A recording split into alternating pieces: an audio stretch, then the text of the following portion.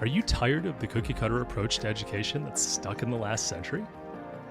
Are you seeking a win-win situation where your family thrives, your kid's education is revolutionary, and you still get to chase your own dreams? Welcome to Unschooled Unleashed. Unlock your child's genius. I'm your host, Matthew Jarecki, an unapologetic rebel dad and promoter of what many consider to be educational anarchy. You know the world isn't going to be won by those that just toe the line. It's the innovators, the visionaries, and the resilient spirits that are going to thrive. Our mission here is to forge those world changers within our very homes with less stress, energy, and time.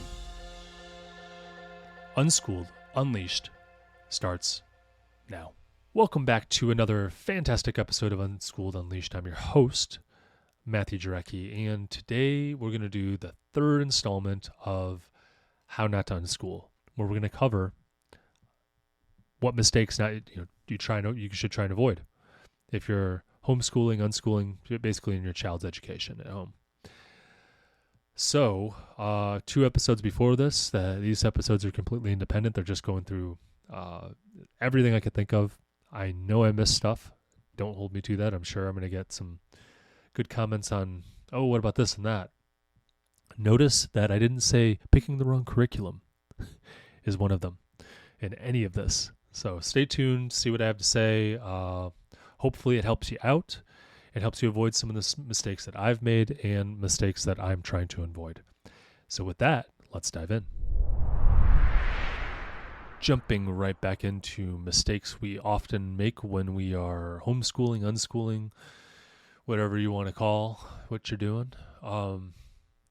Maybe mistakes that I'm making. if we want to be more accurate, kind of joking, kind of not. Next segment is about advanced learning strategies and techniques and the mistakes we make in our homeschooling endeavors, our home education endeavors. The first mistake that I want to cover is overlooking project-based learning in real-world application. I don't know why we get so entrenched in a textbook when we think of homeschooling, when we think of education. It's not in a textbook. A textbook is a reference material. Textbook you can learn a lot from, but it's the practical application of whatever you're learning that really makes an impact. I know 10, 15 years ago when I was in college for my bachelor's, they were switching a lot of the classes over for to be the classes specific to my degree. And I became a respiratory therapist, so these were healthcare classes. They were switching it all over to project-based and collaborative group-based projects where we had to come up with an answer and talk with each other. So, they would give us a scenario, and then we'd have to come up with the solution. And this is exactly what we do in the hospital, is talk with other people, come up with an intervention, and then move forward on it and actually do it. We did this in the hospital, but before that, with actual patients, but before that we did it as a group with mannequins and tried to make it as real as possible, right? We did it as projects, like we had a patient who had a problem and we were going to try and solve this problem, right? And it's real world. I think that's the kind of thing we're going after. The more closely you can resemble the real world or actually make it real world, the better. Like if you're a plumber, if you want to be a plumber, go out there and start fixing things that leak, right? Fix plumbing, make some plumbing stuff. These are things that we can do. Let me read what I wrote, because it's a nice little summary of the points I'm trying to make. Relying too heavily on theoretical knowledge, even though I love theoretical knowledge, it's kind of my jam, without providing opportunities for practical application can limit understanding and engagement. Again, we are trying to get our education. Our goal is to make it as engaging as possible. That's what makes it so efficient, because they remember better. They're able to recall it easier. They retain it better. They have fun while doing it, so it's less stress for you and them. This is where we want to head. Embracing project-based learning that tackles real-world problems can enhance critical thinking, creativity, and the ability to apply knowledge in practical settings. I remember when I was learning college algebra,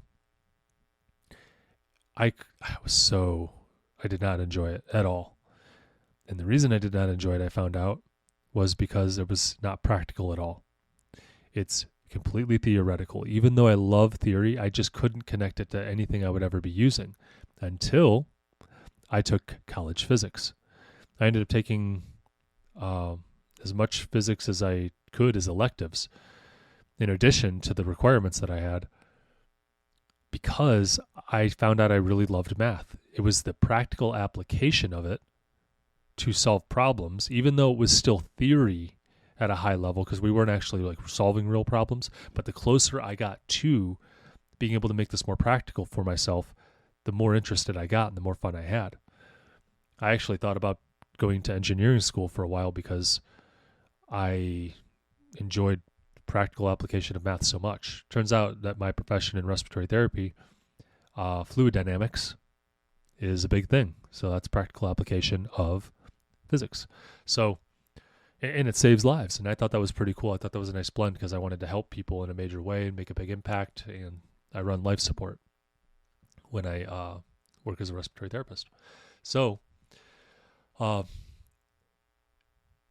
get exposure to a broad variety of things that you're trying. You want a broad exposure for your child to different things. Let them dive in where they find something interesting. Make it as real world and as practical as possible. And I don't think you're going to go wrong. Moving on. The next mistake we can make in our home education is not preparing for the gig economy or freelance opportunities. Now, I don't remember what I covered in the last couple episodes, like if this was one of the things, but I almost guarantee I mentioned it. So I'm going to read what I wrote, and then I'm just going to go off on a little tangent. Ignoring the shift towards freelance and gig economy careers can limit children's preparedness for future job markets. Teaching entrepreneurial skills, self-marketing, and the basics of freelance business management can equip children for success in a variety of career paths. The reason I have this in here and the reason why I think it's so important is because there's a good portion of the job market out there that we don't even have a name, like a title to yet. We don't even know what it's called because it's not invented yet. Things are increasing in complexity as far as the job market, and the pace is also increasing so fast that we're going to have to change very quickly. And I'll get into that in the next mistake. But in order to prepare our children for the future, which I think is gig economy, freelance opportunities, or entrepreneurship, which will be the majority of the job market, at least close to half at the very least by the time they're out there in the workforce. It almost already is. We're going to need to give them tools to be successful, hold themselves accountable, those types of things. Like basically teach them how to be independent, that kind of thing. And again, I don't want to step on the next topic too much. I want to make sure I'm focusing on this one. So I'm going to rein it back into the future job market. Look how AI is shifting everything. Pretty much every job out there will change in some form. Human productivity will be amplified by AI, and being able to use artificial intelligence and any other tools that come up along the way are going to be very important. So we need to prepare them how to be able to do that. And especially, like, I'm often a contractor. I contract with hospitals. I'm basically a freelancer in that way. I'm a contractor, and marketing my skills, self-motivation is very important within that. Allowing my children to see that is a great way to tackle that. Allowing them to test out their entrepreneurial skills or freelance stuff in the market, I think, is also very important. Now, my kids are only 10, 8, and 5, but I think we're getting to the age where we can start doing some of that stuff. We've already done some of it at a very low level, but we're getting to the point where they can actually get out there and try and market some of their stuff that they make, or some of the products that they have, or, do a podcast, do a whatever. Have some fun, right? And figure out how to make money while having fun and helping others, providing value to the world at the same time. Moving on, very closely connected, is the mistake we make is failing to foster independence and self-directed learning. Over managing children's learning paths without encouraging independence can hinder their ability to learn autonomously and manage their own educational journeys. This is critical in the future, and I'll tell you why. Encouraging self-disciplined projects and goal setting can foster independence, self-motivation, and the ability to pursue lifelong learning. It's critical because the majority of work out there is going to be gig economy, freelance opportunities, entrepreneurship, those types of things. AI is changing it very quickly. So the goals I have for my child's education, one, aren't just academic, but mainly they're focusing on how to make a well-functioning adult as early as possible. Well, maybe not as early as possible, but as early as appropriate, and preparing them for the future workforce. So here's how I broke it down. One, I want them, and this is my goals for my children's education. One, life skills acquisition. Basically prepare them for adulthood. Basic and critical tasks. This could be budgeting, making an income, paying the bills. Could be done by entrepreneurship like we just talked about. They also have to learn how to cook, clean, all that stuff. Basic skills, how to function as an adult. That's number one. If you can't do that, the rest of life falls apart. Two, self-knowledge. I want my kids to know at a young age who they are, how they work best, how much sleep they need, what interests them, what they're good at, what they're bad at, what they like, what they don't like, when they what they want to be when they grow up, self-care preferences, like how they actually care for themselves. Do I like to go to movies? Do I like to take a couple hours every week just kind of chilling out reading a book, or I don't know, other stuff, what kind of personalities they work best with as far as other people. This kind of self-knowledge is critical in order to have a well-functioning life. And this is actually one of the major advantages of unschooling is they get to be able to focus in on all of these, and they have preferences on it because they're not told to conform. They're told to individualize. That's what this is individualization. Figure out who you are and what works best for you, not here's what time you wake up. Here's what you like to do. Sitting in class for 7.5 hours a day, AKA. All that craziness, right? That's why I pulled them out of school. That's why I put them in unschooling, or I'm doing the unschooling strategy for their education. It's because I want them to know themselves. That's one of the big reasons. In addition, I want them to have social skills, interact with strangers, not just kids of the same age group. Have valuable friends, have freedom of association, meaning if I don't want this person that doesn't treat me right, AKA a bully or someone like that, right? I'm going to get out of there. Right? That's the freedom we have. But, in school, we really don't have that freedom. You can go over and complain. We have a zero tolerance policy, It still happens, right? The truth is I want freedom of association for myself, and I want it for my kids. We have to learn how to work with people who we don't get along with, though, right? And that's just inevitable in life, and they will learn that along the way. I don't want to create an artificial environment that forces them every day to have to sit in gum or be picked on or punched, beat up, whatever it is, the stuff that we all had to go through before they even put a focus on bullies. And the stuff still happens, unfortunately. So I don't care. It seems to just be a part of life. They got to learn how to work with it. So, further goals. This is more for preparing them for the future workforce, nurturing creativity in the land of AI abundance. What's left that's human? Well, creativity's there. We're the ones who come up with the unique ideas. We're the ones who go over and tell AI what to do. Our creativity, or AI, depends on our creativity. So it amplifies it and does the work and makes things easier. Maybe the last human thing we have left in the future, at least by the time my kids get to be adults. Creation of something new. Good questions to ask to get the better answers. These are the things that are important in the future as far as I can see. So nurturing creativity is very important to me. The ability to teach yourself is going to be huge because children will have to learn faster and more consistently to stay competitive in tomorrow's landscape. as they're in the gig economy, freelancer, entrepreneur, even just to keep your job, your W-2 job, they're going to have to teach the self to stay competitive, because the world was going to change faster for them than it ever did for us. And our world has changed faster than it ever did for our parents and their parents, right? It just keeps on accelerating, which is insane. But it's the way it is. So teaching yourself seems to be an important thing. Well, that's why I unschool, is because they actually learn how to teach themselves. That's the whole point, is they do teach themselves. They dive into something. They're interested in it. They learn about it. They see something that stands in the way.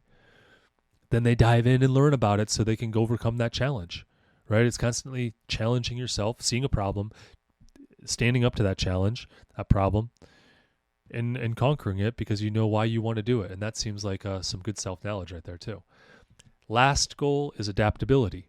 I want the ability to change quickly in the future workforce. So that's what I'm going to have my kids do, right? That's what I'm going to give them the opportunity to do.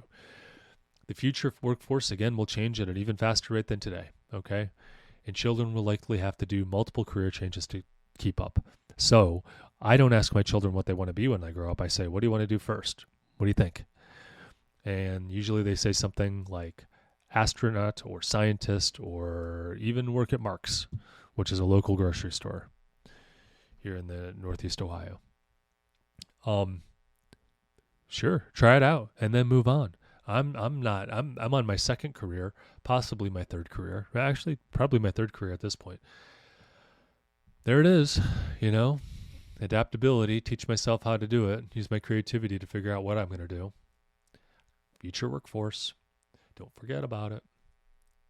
Moving on, the next mistake that we often make is neglecting the evolution of learning technologies and educational tools. If you're still just using textbooks, you're behind the ball. There's so many good apps out there that can teach your kids stuff that we just had to read about. That are so much better, that actually help make it, they gamify it. Like stuff that doesn't matter, stuff like multiplication, that if you just are able to retain that information and recall it, you're going to be better off. It doesn't matter if you gamify it or make it fun, or not make it fun. Gamify it or make it like this one-time kind of thing where they're just into it for a bit. My kids liked an app called Space Pigs, where they get to zap bubbles by doing learning the multiplication table. I saw no problem with that, using that app, because it's a one-time thing. They're not going to build upon it.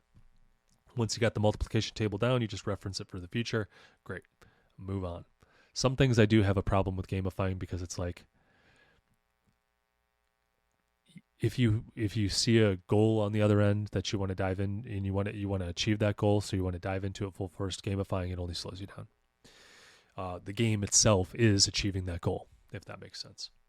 So adding another game to it makes it silly, but that's not always the case. Let's see here. There's other apps for math that I want to try and dive into. I've used I can't remember some of the names of some of the apps that teach physics, and like Khan Academy and others that teach a lot of this stuff, and it's such a resource that we didn't have growing up, or at least I didn't have growing up, and it can be very effective and more engaging, interactive, that kind of stuff for kids, and they can learn quicker. Oh, even TV shows. Like, I had no problem with my kids learning history from television, as long as it's accurate. You know what I mean? Like, yes, we can read about it, but what's the difference if you retain that information and you can get as much from the TV show or the long documentary or the huge long series that's more entertaining and dramatic? If you can get it from that, like, why not? Obviously, books are packed with more information, so I think that's great to you dive in even more, but that's step 2 in my head. At least that's the way I use it. I love historical stuff, so I'm always watching the documentaries on that stuff, and that's how I know a lot of history. You just got to make sure it's actually accurate and you can trust the source, that's all. I find it more engaging. Lastly, in this segment of advanced learning strategies and technologies is another mistake we make, or that you can make, and it's hard to tackle because it's always changing, is disregarding the importance of digital literacy and online safety. So we tend to assume that digital literacy will come with our children, just like happen, because that's kind of what happens, and it does. But we can often slow down our children by our own digital literacy because of online safety. So we don't know technology, and we're not going to let them use it because we don't know how safe it is, okay? So let me read what I wrote, and then I'll dive into my spiel.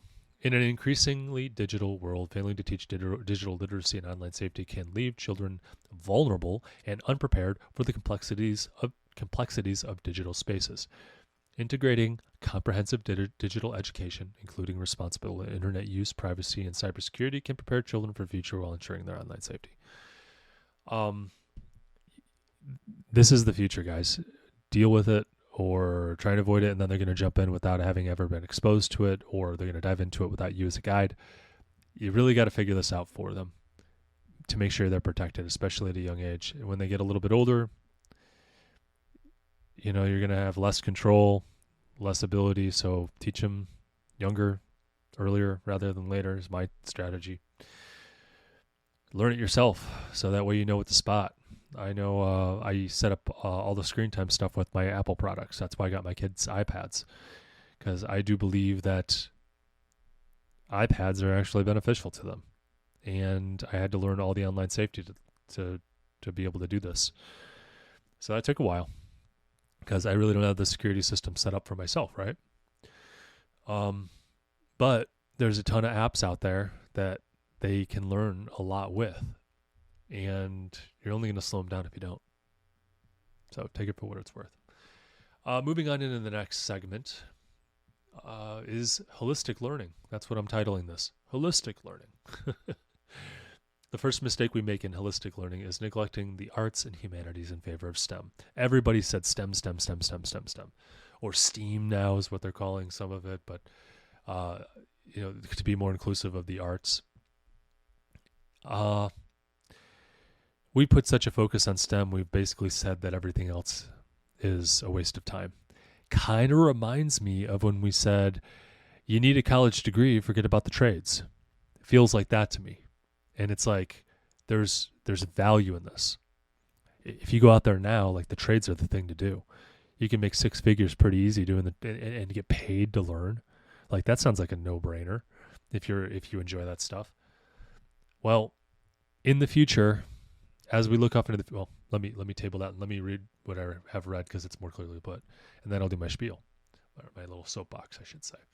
While STEM projects are vital, overlooking the arts and humanities can lead to a narrow educational experience lacking cultural and creative literacy. This will be important in the future, in my opinion. Balancing STEM education with arts, literature, history, and philosophy can provide a well-rounded worldview and foster creativity. The reason I think this is important is because as we look off into the future,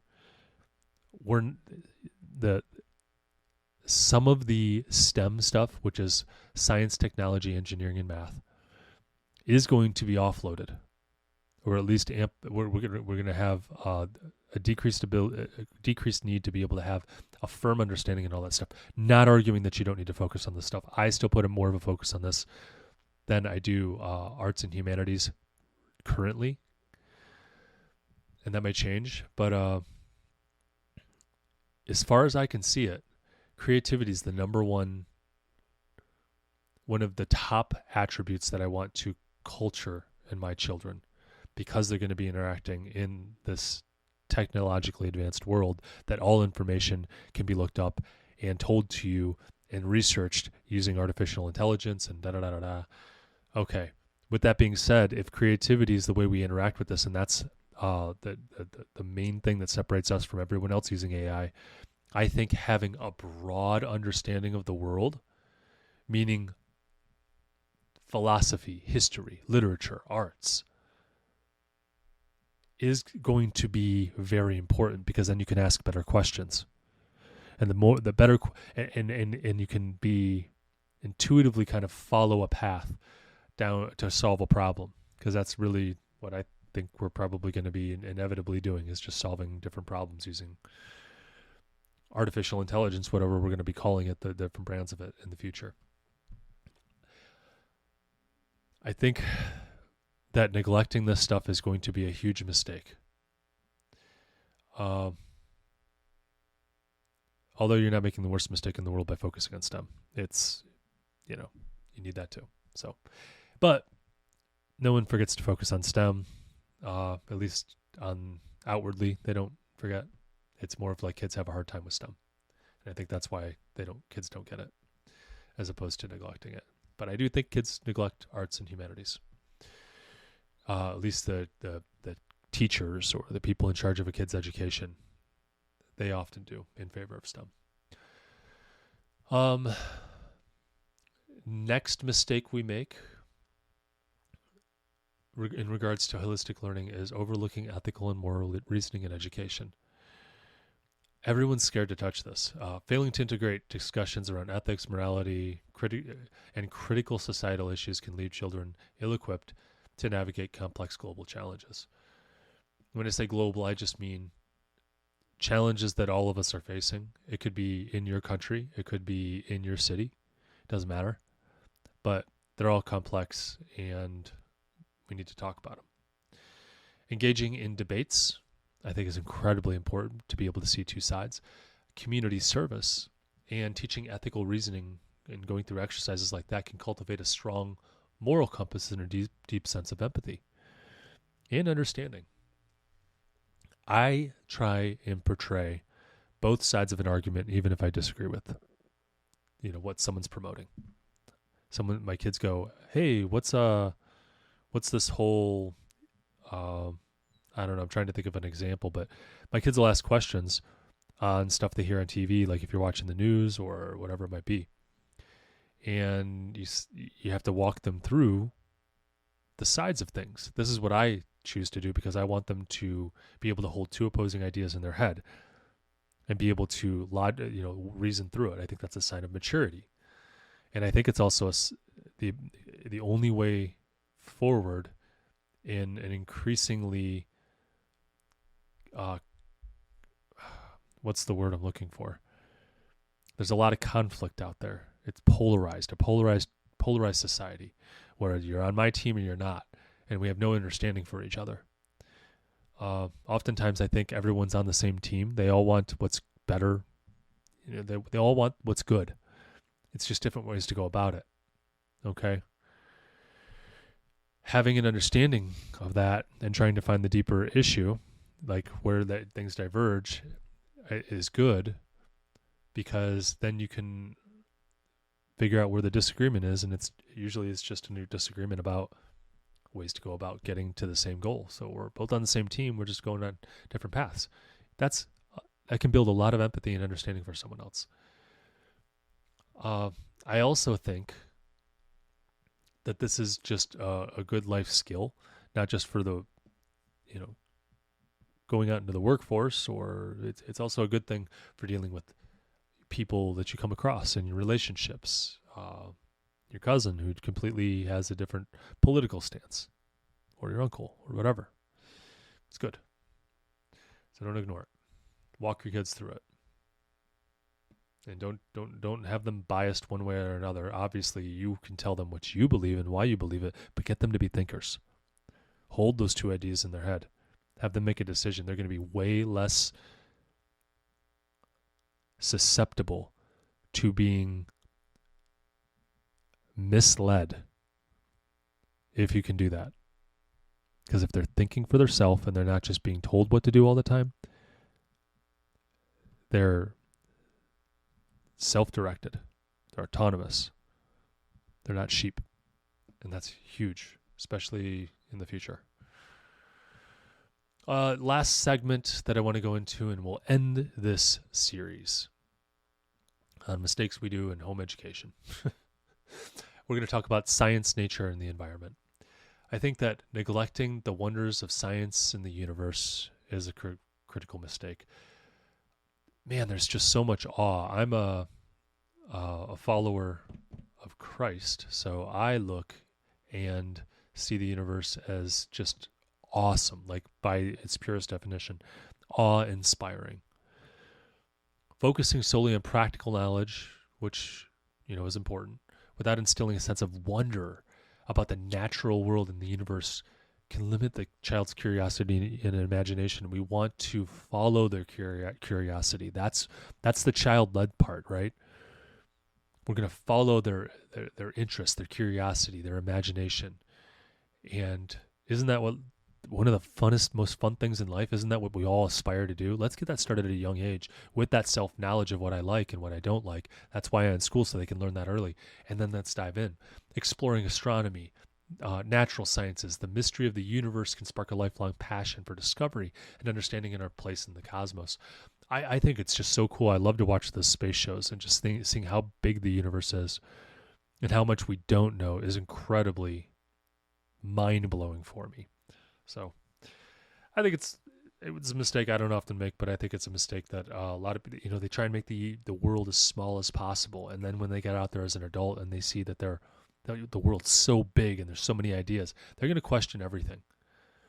And if you go over and expose them to how big the world is and how many new ideas there are and how big the world is to explore, and you can walk beside them when they're doing that, as opposed to just blindly going about it, or whoever's in their ear, like leading them at that time, who you don't know who they are, right? It's the college professor who has an agenda trying to walk them down this whatever path. And it's like, no, I want to expose them and walk with them when they're younger, when they're first diving in to it. Not just release them to the world when they're 18. Anyways, off that soapbox. The last mistake that I'm going to talk about, and then we'll end this series, is failing to address sustainability. Overlooking the critical importance of sustainability education can leave children unprepared for one of the most pressing issues of our and their generation. Incorporating sustainability projects and initiatives that promote environmental stewardship can inspire commitment to the Earth's future. Now this has become a political topic. Okay, great. Hopefully we can all agree that our environment is becoming more and more toxic. I think everyone kind of agrees that we're moving in the wrong direction in certain areas. Now, what those areas are up for political debate now. Okay. My thing is, I think plastics is one of the most under-talked about environmental issues we have. No one wants to talk about it because guess what? It makes our life easy. People make a lot of money from it. And the government doesn't know what to do, I'm sure.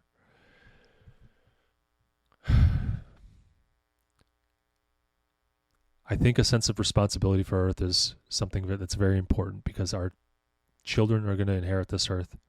And I don't want it full of mercury, arsenic. It's in our food. Look it up. All this stuff is in our food and we eat it. It's crazy. You think wild caught is better? Sometimes it's not. Like you always think, oh, it's got more vitamins, it's got this and that. Like it's, that's why it's more expensive. Well, look at some of those big fish you catch from the sea that are around for 100 years. They're full of toxins, full of plastics. They're full of, oh gosh. And then, sustainability, fishing and all this stuff. It's like, oh my gosh. It becomes so complex. We need to be a good steward of this earth. We inherited this earth. And we're going to pass it on to our kids and our kids' kids and our kids' kids' kids, right? That's important. And we don't want to do it with shame. Like, oh, look how bad you are for using plastic. It's like, no, this is a problem that we as the community, we as the world need to solve. And entrepreneurs solve the world. Solve it. Figure it out. Teaching these environmental issues can change the world. It has in the past. We use way less of something and do way more with it. That's a good thing. If we use way less plastic and we can do a lot more with it, that's a good thing because we slow down the rate of putting it into the environment. Anyways, get off my soapbox. We're coming up at the limits on time here that I try and keep my episodes, so I'm going to end it there. Hopefully you're able to follow along. I feel like I was a little bit scattered on this one, but just go out there and do your best. Okay? This is the closing statement that I want to leave you with. You're going to make some mistakes. This is what I could think of. You're going to make some off this list. I'm already making a lot of these mistakes. Okay? Go out there and just do your best. That's all you can do. My kids just played a basketball game today. And they lost, but I look at them and I just say, did you do your best? If the answer is yes, then that's all you can do, and you should be proud of that, because that's your work. And that's what you have to stand by, right? That's where your self-confidence comes in, because you know you're going to go out there and do your best, and you're not going to come back after that having any regrets. So go out there, do your best with your kids' education. Don't worry about all the mistakes, of course, but find the mistakes that you could make. That's why you listen to this episode. Find the mistakes that you could make, protect against it, and then just do your best. And guess what? You're going to be better prepared, or your kids are going to be better prepared for the future than probably 80% of people out there, 80% of the kids out there, because you're intentional about it. And if you're intentional about it, guess what? 80% of the people aren't doing that. So, with that being said, stay curious, stay unschooled, and stay away from the algebra nightmares. I'll catch you in the next episode. So here's where we roll up our sleeves and bring out the big guns. If you support our mission, then please leave a review. On Unschooled Unleashed, we are talking about using a radical approach to education in today's world, and the more 5-star reviews we have, the more people will feel comfortable with the ideas, strategies, and principles we discuss. It gives legitimacy to our message, and the podcast's algorithm prioritizes us so we can reach more people. You may even have your 5-star review read on our podcast.